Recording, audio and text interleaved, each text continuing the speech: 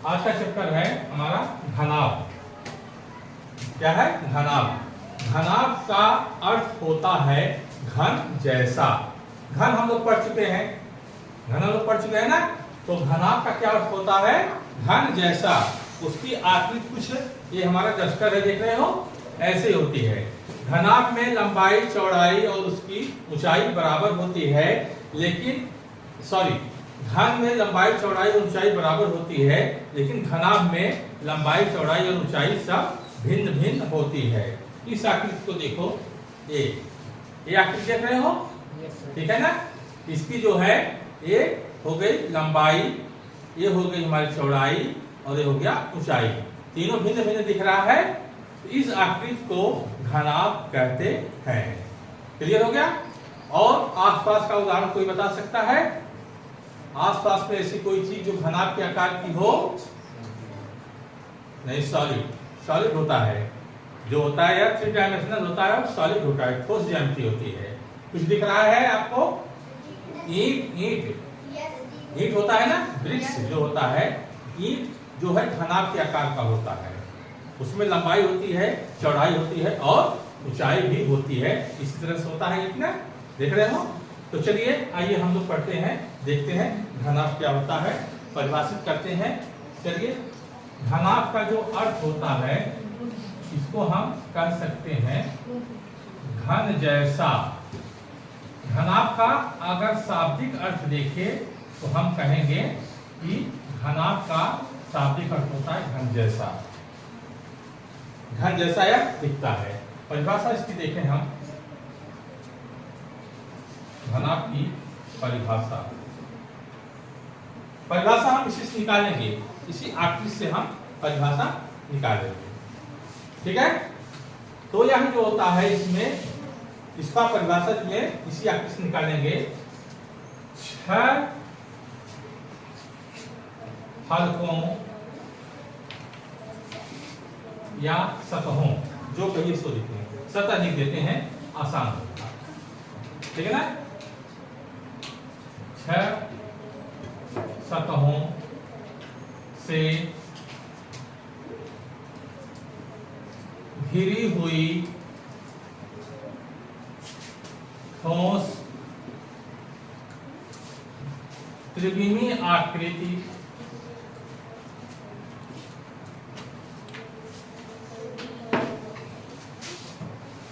सतहों से घिरी हुई ठोस त्रिविमीय आकृति जिसकी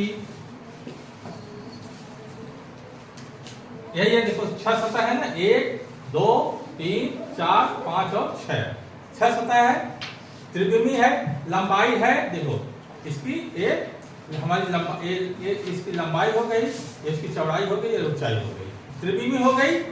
तो 6 सतहों से घिरी हुई ठोस त्रिविमीय आकृति जिसकी प्रत्येक सतह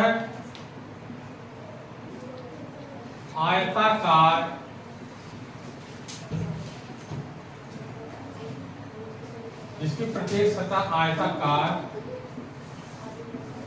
होती है तथा, देखो प्रत्येक सतह आयताकार है नहीं, देखते चलो, लंबाई चौड़ाई ये सतह आयताकार है नहीं, देखो, और ये भी देखो आयताकार है, ये लंबाई है, ये चौड़ाई है, और ये भी देखो आयताकार है, ये लंबाई है, ये चौड़ाई है, आयताकार है ना।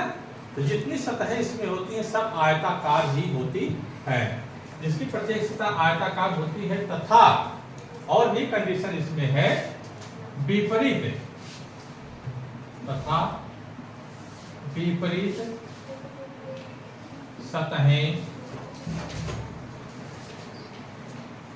एक दूसरे के समांतर व समान होते हैं। ये दूसरे के क्या होते हैं? समांतर होते हैं और समान भी होते हैं। यह विपरीत सतह कौन सी हो गई? देखो थोड़ा इस पर ध्यान दो, यह एक सतह हो गई, इसके पीछे की सतह जो विपरीत सतह है, ये सतह हो गई ना। अब इधर देखो, सेम टू सेम वैसे ही सतह है ना, ये सतह हो गई, ये सतह देख रहे हो, इसके विपरीत सतह इसको इधर की सतह देखो, जो विपरीत सतह होती है वह समान होती है और समांतर होती है। इसके ही पैरेलल जो है यह सतह है, दिख रहा है देखो, इसके समांतर है कि नहीं है। तो यह होता है जो घनाभ होता है 6 सतहों से घिरी हुई आकृति होती है, 6 सतह होती है। और ठोस ज्यामिति होती है, ठोस त्रिविमीय आकृति होती है। इसका प्रत्येक सतह जो है आयताकार होता है और विपरीत सतह एक दूसरे के समांतर व समान होती है। ठीक है, आकृति को देख लीजिए। अब इसको अगर हमें बनाना हो यहाँ पर तो हम इसको कैसे बनाएंगे, देखो यहाँ तक दिख रहा है ना, यहाँ तक दिख रहा है। हाँ देखो, इसको हम इस तरह बना सकते हैं, ऐसे है, दिख रहे हैं ना, ऐसे ऐसे कर रहे हैं, ठीक है ना। हम इसके ऊपर कर दें या नीचे कर दें, एक और इसी तरह से तो छोटा हो गया ना, नीचे ही कर देते हैं। देखो जैसे घर बनाए थे उसी तरह से, ठीक है ना। और प्रत्येक सिरे को एक दूसरे से मिला दें।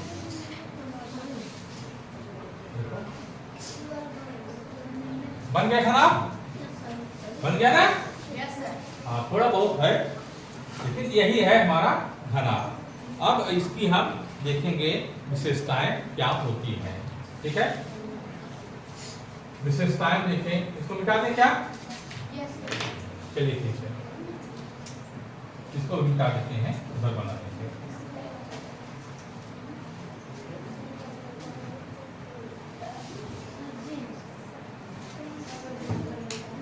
हम यहाँ घना बना देते हैं, ये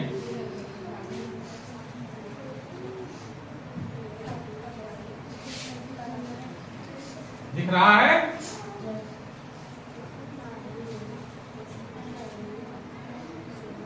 ध्यान से देखो, अभी सवाल पूछेंगे इसी पर हम। बनाने का कितना अच्छा तरीका है। यह इसकी क्या हो गई लंबाई, इसकी क्या होगी, इसकी लंबाई। लंबाई को हम यल से शो करते हैं, ठीक है, ठीक है ना।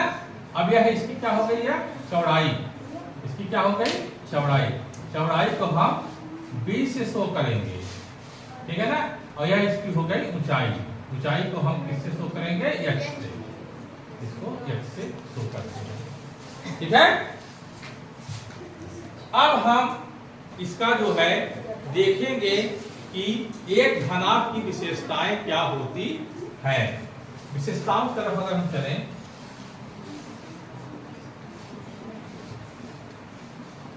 विशेषताएं नंबर 1, पहली बात कि यह एक ठोस त्रिविमीय आकृति होती है। क्लियर हो गया। दूसरा, इसमें 6 सतहें, देखो अब सतह को क्या कहा जाता है, इसको फलक भी कहा जाता है, पृष्ठ भी कहा जाता है, समझ रहे हो। और इसको जो है सरफेस इंग्लिश में कहा जाता है। ये चीजें सब एक है, ठीक है। इसमें कितनी होती है, 6 सतहें होती हैं और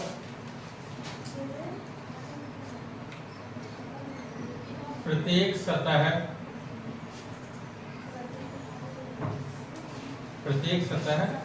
आयताकार होता है। प्रत्येक सतह कैसा होता है, आयताकार होता है, ठीक है। इसमें जो है 6 सतह होती है। सतह को फलक, पृष्ठ, सरफेस भी बोला जाता है। और प्रत्येक सतह कैसी होती है, आयताकार होती है। और परिभाषा में भी मैंने बताया था, अपोजिट सतह जो होती है इसकी क्या होती है, समांतर होती है और समान होती है। चलिए तीसरा देखते हैं, इसमें 12 कोरें होती हैं। कितनी कोरें होती हैं, 12 कोरें होती हैं, और प्रत्येक कोर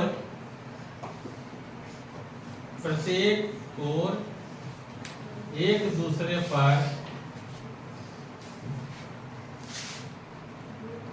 लंबवत होता है। एक दूसरे पर कैसा होता है? लंबवत होता है। लंबवत होने का मतलब है कि 90 अंश का कोण बनाता है। चौथी बात, इसमें 8 शीर्ष होते हैं। शीर्ष का मतलब क्या होता है? कोना। बताए थे ना, शीर्ष का मतलब क्या होता है? कोना। इसमें 8 कोने होते हैं। बात आई समझ में? तो ये इसकी जो है विशेषताएं होती है ये घनाभ की। देखो यही है घनाभ ना। अब हम एक एक करके देखते हैं। ठोस त्रिविमीय आकृति है, इसमें 6 सतहें होती हैं। फलक 1, 2, 3, 4, 5 और 6 इसमें जो होते, और प्रत्येक सतह आयताकार है आयताकार है। इसमें 12 कोरे होती है। 12 कोरे होती है। एक कोर जो है 1, 2, ठीक है ना, 3, 4, समझ रहे हो? हाँ, 4 कोरे, 1, 2, 3, 4, 4 इधर, 4 इधर, 4 इसका, 4 4 8 4 12 कोरे होती है। बात समझ नहीं आया? नहीं समझे? 16 नहीं है, कितनी कोरे होती है? 12 कोरे होती है। और इसमें 8 शीर्ष होते हैं। तो 1, 2, 3, 4, 5, 6, 7, 8 शीर्ष मतलब कोना। तो यह इसकी क्या होती है? विशेषताएं होती है। बात आई समझ में? इसमें कितने होते हैं? 8 शीर्ष होते हैं। अब आइए हम देखते हैं कि अगर किसी घनाभ की लंबाई को L से शो करें, उसकी चौड़ाई को B से शो करें, दिखाएं, ऊंचाई को H से दिखाएं, इसका आयतन, पृष्ठ और इसका जो है विकर्ण कैसे ज्ञात करेंगे? विकर्ण क्या होता है? हम बताए थे ना, यहां से लेकर के यहां तक की दूरी, ये यहां तक, इसमें तो कोई डाल दीजिए सीधा यहां से, तो ये जो दूरी होती है विकर्ण कहलाती है। देख रहे हो ना? ये कोना इधर है, एक कोना इधर दूरी। अभी इसको हम दिखाते हैं। तो सबसे पहले क्या करते हैं? इसका आयतन ज्ञात कर लेते हैं। ठीक है ना? और कुछ बचा तो नहीं है? 6, 12 हो गया। इसको तो पता ही नहीं है।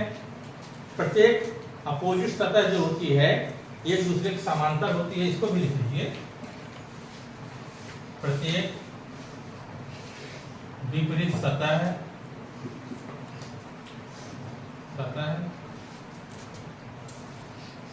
प्रत्येक विपरीत सतह समांतर और समान होती है।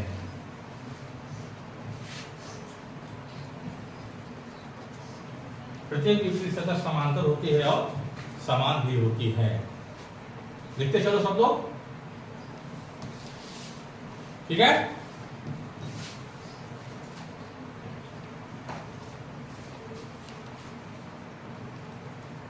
आगे हम देखते हैं कि इसका आयतन हम कैसे ज्ञात करते हैं। ठीक है?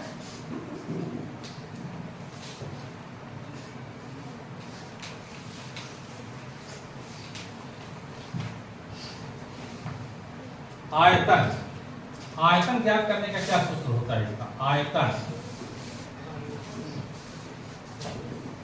आयतन का मतलब होता है उसमें कितना, मतलब लंबाई, चौड़ाई और ऊंचाई। जैसे आयतन का मतलब होता है वह कितना जो है अमाउंट, जैसे उसमें होता है ना कि कितना, जैसे कि लिक्विड होता है, गैलन हम लोग बोलते हैं ना 5 लीटर का गैलन है, तो उसका आयतन 5 लीटर होता है। उसी को आयतन बोला जाता है कि वह कितना जो है अंदर, मतलब उसके स्थान वो घेर लेता है, उसका आयतन कहलाता है। सुनाया? आयतन तो समझ रहे, कितना हुआ स्थान घेर लेता है वह। तो इसका आयतन हम ज्ञात करेंगे, जैसे हम क्षेत्रफल ज्ञात करते थे। इसका क्षेत्रफल क्षेत्रफल ज्ञात करते थे तो यह लंबाई और यह क्या होता है चौड़ाई, तो लंबाई और चौड़ाई पूरा कर देते थे, है ना। अब यही चीज है, देखो ये चीज है, इसका आयतन ज्ञात करना है। ये हमारा हो गया लंबाई, हो गया चौड़ाई, लंबाई और चौड़ाई को पूरा कर लेंगे तो इसका क्षेत्रफल ज्ञात हो जाएगा।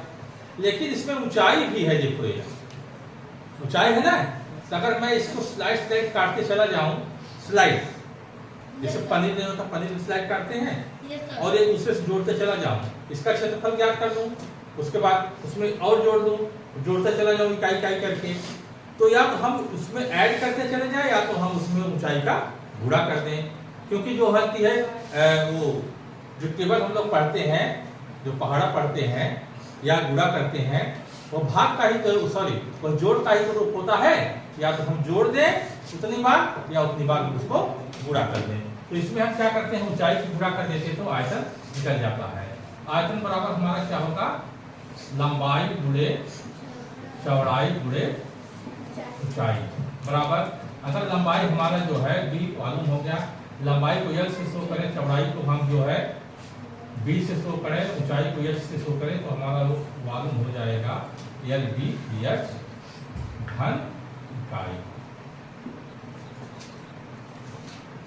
इसका आयतन कितना हो जाएगा, LBH घन इकाई इसका आयतन हो जाएगा। ठीक है,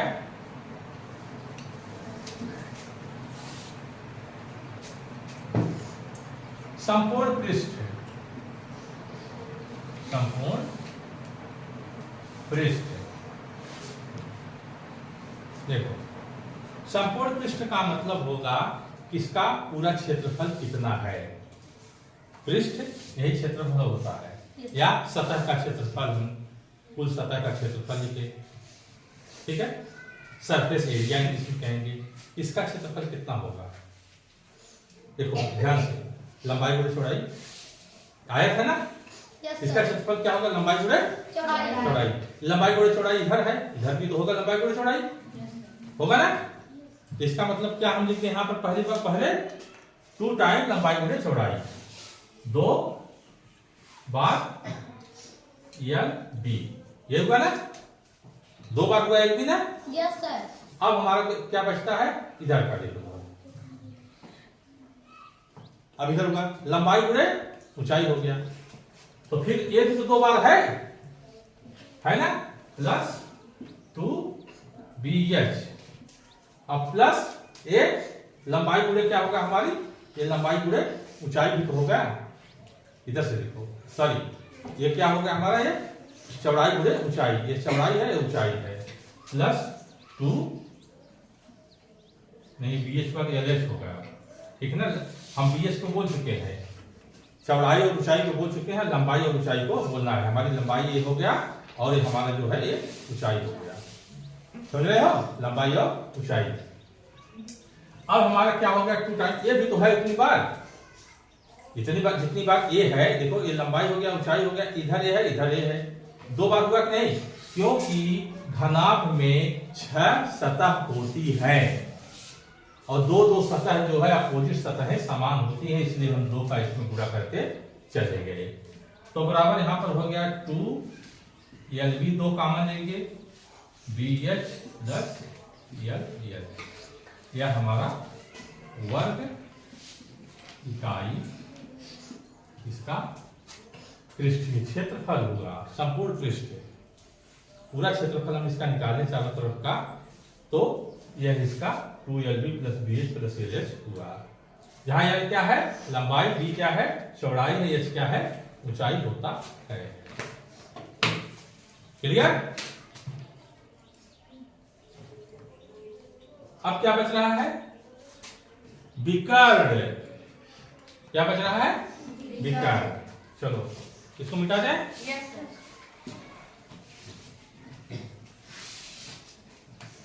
उसके बाद हम इस एग्जाम्पल देखेंगे,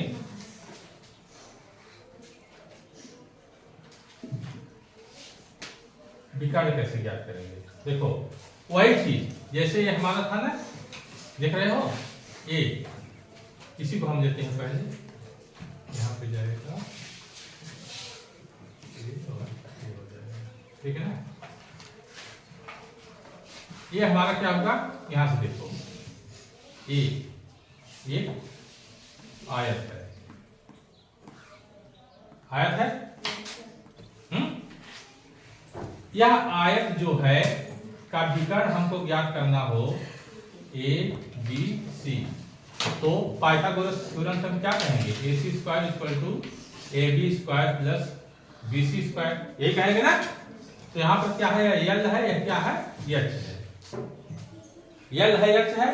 तो इसका विकर्ण हमारा कितना हो जाएगा बताओ, L square plus L B है, बताते भी नहीं हो तुम लोग, L B, L square plus B square होगा। तो यहाँ पर विकर्ण हमारा क्या होगा, L square plus B square A C square. लेकिन ए सी क्या हो जाएगा यहाँ पर, विकर्ण जो जिसको हम बोलेंगे, यह विकर्ण under root L square plus B square हो जाएगा। ये जो चतुर्भुज हमारा है, ये सॉरी ये जो आयत है, इसका हम निकाल रहे हैं। ये देखो इसका निकाल रहे हैं विकर्ण, ये देखो ये वाला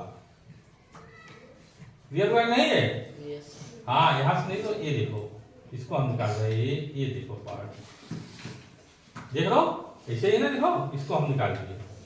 अब अगर ये चीज हो गया और यहां से देखो, अभी इसको जैसे यही है, यहाँ पे मान लीजिए यही है, अब इसका तो विकर्ण हो गया, लेकिन ये वाला भुजा देखो, ये वाला भुजा अब ऐसे करके ऐसे जा रहा है ना, जैसे यहां पर हो गया। हम इसको मान लें, इसी को मान लें यहां पर, ये है, इसी को हमने निकाला है ना, ये देखो इसी को निकाला है, ये चौकोर है ना। अब इसकी ऊंचाई भी तो जा रही है, ये 90 अंश का कोण बनेगा। अब विकर्ण इसका क्या हो गया, ये हो गया, होगा ना। इसका विकर्ण क्या हो गया, यहां से लेकर के यहां तक का हो गया। जैसे ये नहीं बताया है, ये यहां तक आया है, अब ये यहां पर आ गया, देख रहे होंगे। तो विकर्ण यहां से कहां तक हो गया, यहां से लेकर के यहां तक विकर्ण हो गया। ये है दूरी हमारी, ये हम लोगों ने निकाला है। इसका जो कितना आया है, यह माप कितनी आई है विकर्ण, यह अब तो भुजा का काम करेगा ना यार। यह विकर्ण जो है, यह इसका आयत का जो विकर्ण है, यह इसके लिए भुजा का काम करेगा। तो वही हमारा हो गया under root L square plus B square का whole square plus H square. Pythagoras प्रमेय से यह 90 अंश का कोण है ना, तो इसका स्क्वायर प्लस इसका स्क्वायर यह एच है ना। तो इसका स्क्वायर प्लस इसका स्क्वायर जो हो जाएगा हमारा, क्या हो जाएगा, विकर्ण हमारा मिल जाएगा, बराबर हो जाएगा। यहाँ पर इसको हल करेंगे तो L square plus B square बचेगा, विकर्ण का स्क्वायर होगा यहाँ पर, ठीक है ना। विकर्ण का स्क्वायर हम कर देंगे, क्योंकि यह पाइथागोरस थ्योरम लगाएंगे, प्लस एच स्क्वायर, यह अंडर रूट खत्म कर देगा इसको, इसका जो है अंडर रूट है स्क्वायर खत्म कर देगा। तो बराबर यहाँ पर अगर हम विकर्ण की बात करें तो विकर्ण हो जाएगा under root L square plus B square plus H square, यह हमारा सूत्र आ गया, ठीक है। इसको नोट कर लो, उसके बाद एक सवाल लगाते हैं।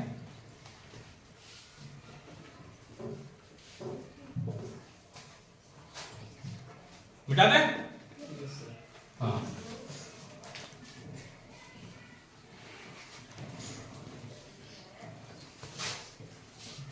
एक सवाल देखेंगे क्लियर हो जाएगा। प्रश्न है, यदि किसी घनाभ के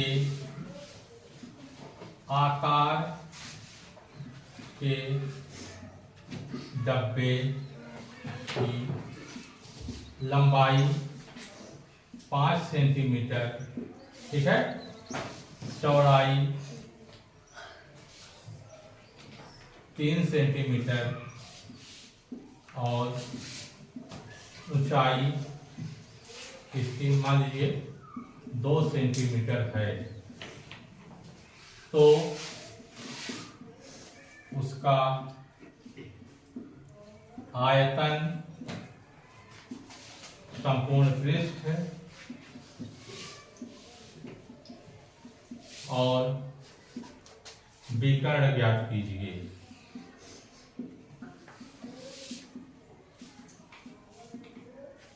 ठीक है, यहां पर लंबाई कितना दिया गया है? 5 सेंटीमीटर। ठीक है, और चौड़ाई कितना दिया गया है इसका? 3 सेंटीमीटर। और ऊंचाई कितना दिया गया इसका? 2 सेंटीमीटर। इतना दिया गया है। हल देखते हैं इसका। आयतन हमारा क्या हो जाएगा? LBH। क्लियर? L हमारा क्या है? 5 सेंटीमीटर। B क्या है? 3 सेंटीमीटर। हाइट क्या है? ऊंचाई इसकी 2 सेंटीमीटर। बराबर हो जाएगा इसका 5 या 15, 15 दूना 30 घन सेंटीमीटर। इसका जो है आयतन निकल। ठीक, चलिए संपूर्ण पृष्ठ ऐसे ही कर ले रहे हैं, कोई दिक्कत तो नहीं है। संपूर्ण पृष्ठ इसका क्या हो जाएगा? बराबर 2LB plus BH plus LH। ठीक है, दो जहां जिसका मान है लिख दीजिए। L लंबाई 5 centimetre, B 3 centimetre plus B 3 centimetre, H 2 centimetre. ठीक है ना? और यहाँ पर हाँ 5 गुणा 2 बराबर 2, 5 तिया 15, 2 तिया 6, 5 गुना 10 बराबर हो गया। जोड़ो, कितना हो जाएगा? 15 10 25, 25 5 30 1 31, 2 गुणे 31। सही है? नहीं सही है? जोड़ कितना है? 15 10 25, 25 और 5 30 1 31। कहाँ 42 आ रहा है जी? कैसे जी? 5 या 15, 2 तिया 6 और 5 गुना 10, 10 10 20 5 25। कैसे जोड़ रही हो? इसको 2 बार करना है ना। किसको? हाँ तभी इसको करेंगे ना हम। 2 का हम तो सोच रहे थे इसको कर रहे हैं। 2 तिया 6, 62 जो है हमारा आएगा वर्ग सेंटीमीटर आएगा। क्या आएगा? वर्ग सेंटीमीटर। इकाई पर ध्यान देना, आयतन घन में होता है क्योंकि लंबाई चौड़ाई ऊंचाई इसमें होती है। और ये जो संपूर्ण पृष्ठ होता है, क्षेत्रफल होता है, उसमें लंबाई और चौड़ाई होती है, इसलिए वह किसमें होता है? वर्ग सेंटीमीटर में होता है। क्लियर हुआ? आया नहीं? बात समझ में आया ना? चलिए विकर्ण ज्ञात कर लें। इसका विकर्ण क्या हो जाएगा? विकर्ण क्या हो जाएगा? Under root L square plus B square plus H square बराबर क्या हो जाएगा? अंडर रूट L कितना है? 5 square plus B 3 square plus H कितना है? 2 स्क्वायर। ठीक है? क्लियर है? दिख रहा है नीचे? यहां तक दिख रहा है? ठीक है, आगे करें। चलो, यह हो जाएगा हमारा अंडर रूट 25 प्लस 9 प्लस 4। ठीक है, 25 प्लस 9 प्लस 4 होगा। कितना हुआ है? आगे कर देते हैं इसके। जोड़ो भाई इसको। 25 4 30 और 30 में 1 कर दोगे क्या आ जाएगा? 25 4 29 होता है सर। हाँ 25, अरे 25 4 29 में 1 जोड़ दोगे 30 आ जाएगा ना। यहाँ पर 8 बचेगा, 38 आ गया। 38 ये हो गया 38। अब क्या करोगे? इसका निकालो।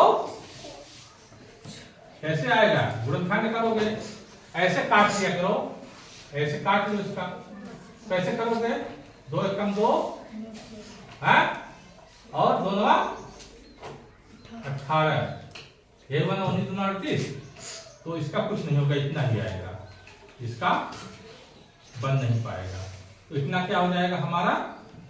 Centimetre, under root 38 centimetre. कुछ गलत तो नहीं हुआ है? देख लो। 25 3 9 2 दूना 4। ठीक है, ठीक है, अंडर रूट 38 सेंटीमीटर आ गया। ठीक, तो इस तरह से सवाल लगाते हैं, सवाल लगा लेना।